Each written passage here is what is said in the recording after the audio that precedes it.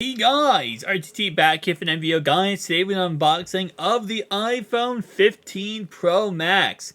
Something that I did not expect to pick up, I'll be honest with you. Now, the iPhone 15 Pro Max definitely has gotten a lot of criticism as of late, especially with the durability, thanks to jerry-rig everything, and also the overheating, and other problems and issues. Now, the reason why I picked this phone up personally is because it has USB-C, and that's really the main reason why that was a selling point for me. And having USB-C now, all my products are USB-C. As you guys know, my main go-to phone right now, my daily driver, is the LG Wing, but I do also use the Google Pixel Fold as my secondary phone. But I do have an iPhone, and my iPhone currently is the iPhone 13 because I refuse to get a new iPhone.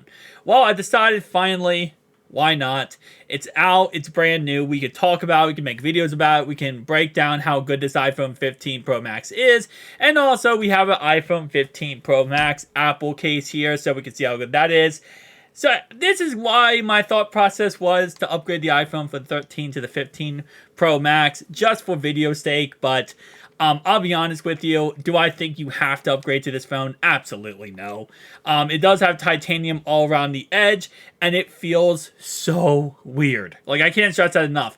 The feeling around the edge of this phone does not feel like metal. It feels like, obviously, titanium, but it feels like it's like something like, I don't know how to explain it. It doesn't feel bad, but it doesn't feel like as premium as stainless steel feels. And it definitely took me for a loop when I first unboxed this. Just kind of taking a look at that. Now, unboxing and first impression. My first impression of this phone is it's very large. I mean, 6.7-inch display. But no, it's an amazing phone. It really is. And, Apple definitely hit it out of the park like they always do every single year with their iPhones. I've never had a problem with an iPhone. Never had a problem with any of their phones. I do prefer Samsung. I do prefer Android. Obviously, the Galaxy S23 Ultra is up there for one of my favorite phones of all time. And also, of course, the Galaxy Note 20 Ultra is my favorite phone of all time.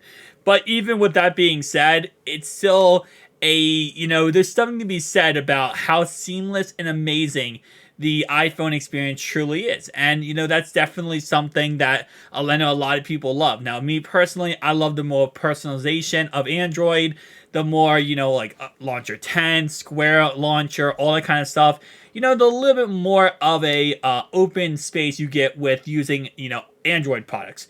But still, I can't, go against the fact that Apple does make great products as well. So, again, like I said, me personally speaking, we're going to be doing reviews of this on the channel. Also, we're going to be doing camera tests, all that kind of good stuff, because this iPhone 15 Pro Max has one of the best camera lenses on the planet when it comes to smartphones.